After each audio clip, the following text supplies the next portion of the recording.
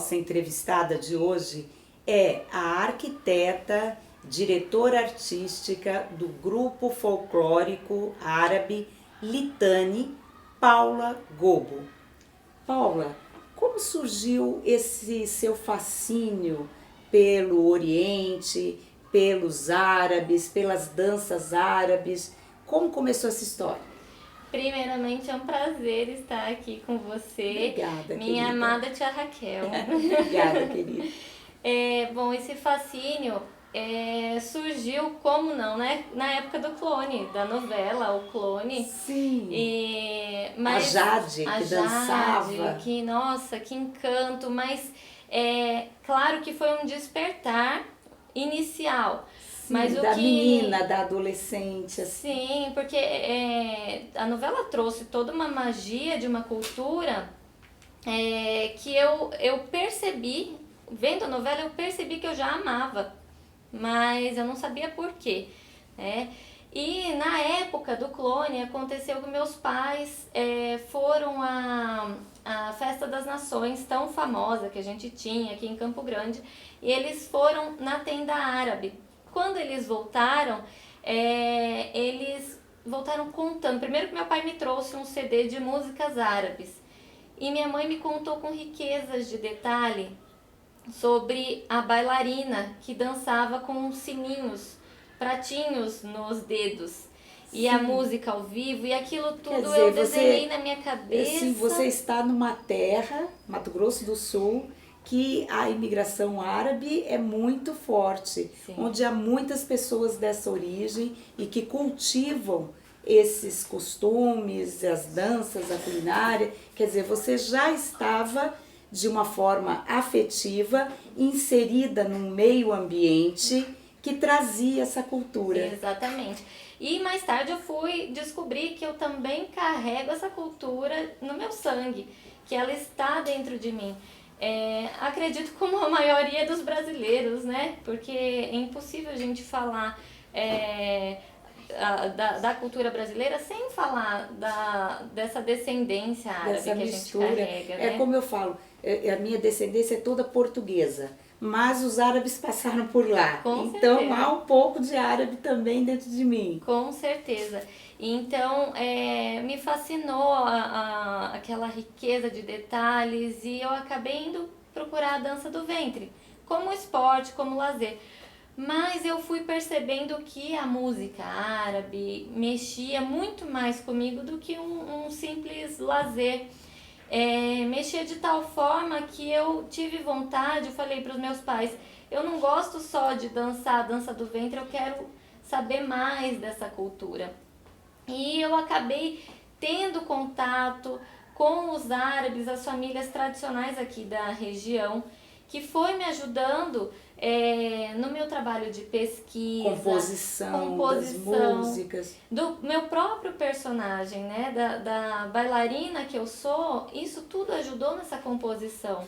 E esse amor foi crescendo dentro de mim e eu vi que não poderia ficar apenas numa dança, uma dança somente minha.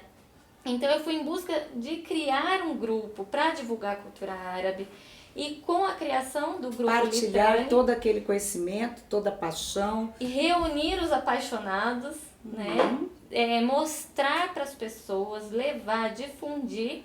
E uma das melhores formas que eu achei para difundir é proporcionando espetáculos à população. E o Grupo Litani existe há quanto tempo? Há 10 anos. E quantas pessoas, mais ou menos, formam o grupo?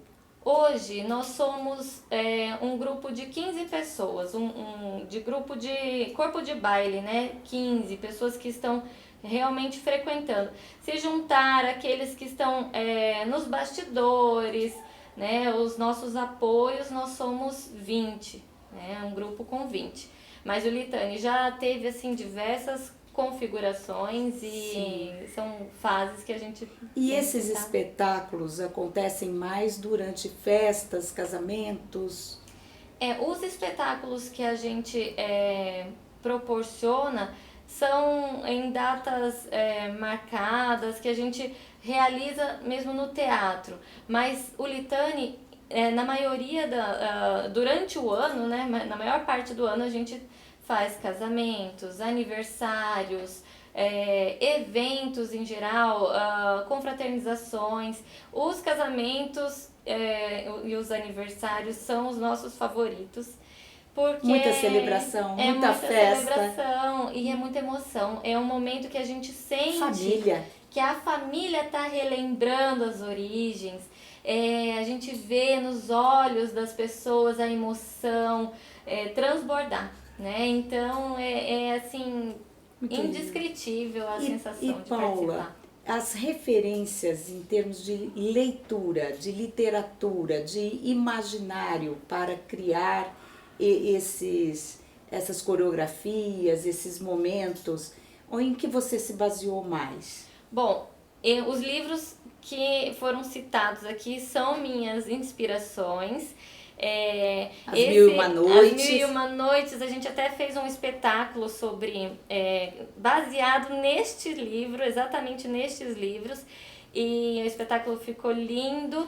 E esse livro da Ana Miranda ajudou muito também a compor o meu eu artístico. Sim, porque ela é uma dançarina. Ela é uma dançarina. Uma dançarina linda, com até eu tenho uma tambores. Dança com o pandeiro e que eu sinto, nossa, me ajudou a sentir, a me sentir mesmo, o meu eu dançarino, né?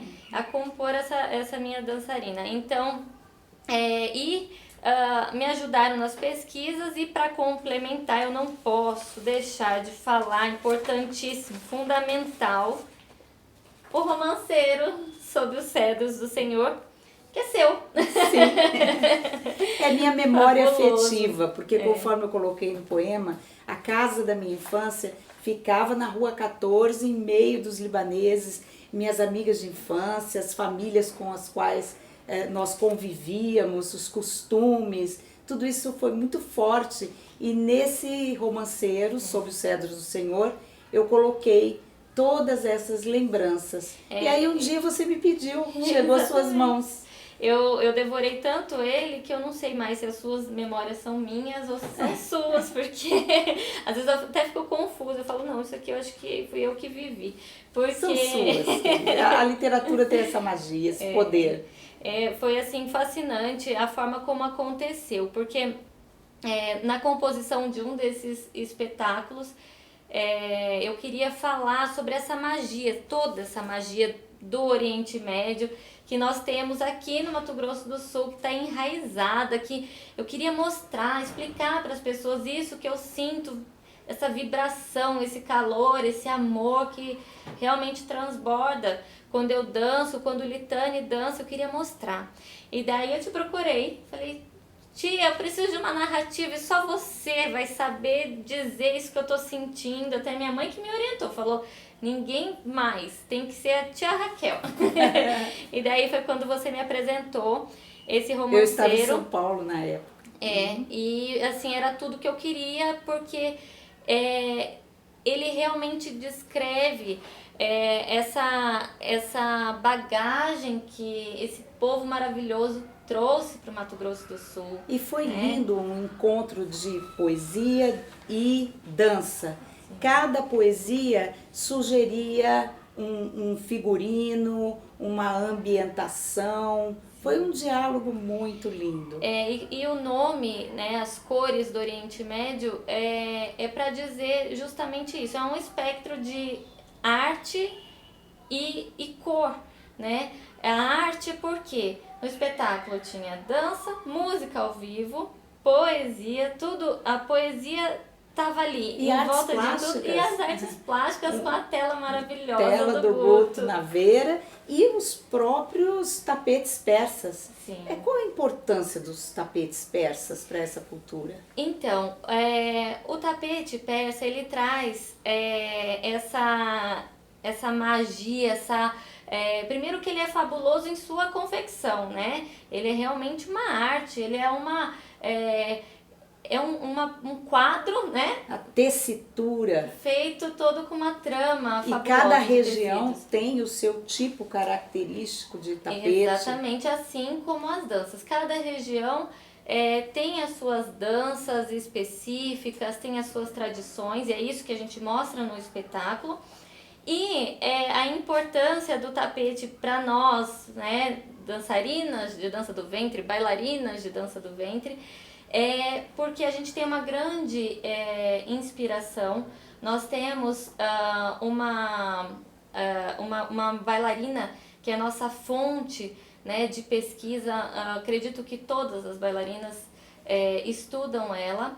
Essa mestra é a Naima Kef, e ela dançava acompanhando os desenhos do tapete, né? Que lindo! Então isso que quando a gente tem o tapete, a gente busca essa inspiração nessas formas também. E nós não poderíamos deixar de falar da culinária libanesa, que também é forte nessas festas. Que é maravilhosa, Maravilhosa. que também é uma inspiração nas nossas criações. A gente tem a folha de uva, as oliveiras, tão maravilhosas, né? E eu gostaria, Paula, de finalizar o nosso bloco com você lendo um poema, que é um poema sobre a odalisca, sobre a dançarina, para nós fecharmos esse nosso momento. Claro, até o poema que é a abertura do nosso espetáculo, que é a Dança do Ventre. Chamem as escravas do harém, com suas vestes mais belas e esvoaçantes, muito azul, amarelo e lilás, que dancem como borboletas para seu sultão, que requebrem os quadris na dança do ventre, que se possa acompanhar a concavidade, o contorno dos úteros como bojos de vasos delicados, que os ventres se contorçam em músculos, que façam imaginar o âmago, o interior do ninho, onde a vida cresce como um ovo, um fruto, um pássaro em plume, que os ventres convidem ao prazer, à semeadura, à prenhez, terra fértil e úmida, renovada a cada mês. Chamem as odaliscas, iscas de encanto na dança do ventre. Paulinha, muito obrigada. Eu que agradeço. Minha querida odalisca, isca de encanto. Nossa, que Muito honra. obrigada. Obrigada, tia. Por hoje é só. Nós agradecemos a equipe da TV Conceito, a pousada Dom Aquino, a presença de Liliane Gobo, que é também diretora do grupo Litani, a presença da nossa gatinha Nélida Pinhon. Se você quiser se comunicar comigo, o e-mail é raquelnaveira@gmail.com. Um grande abraço e até uma próxima oportunidade.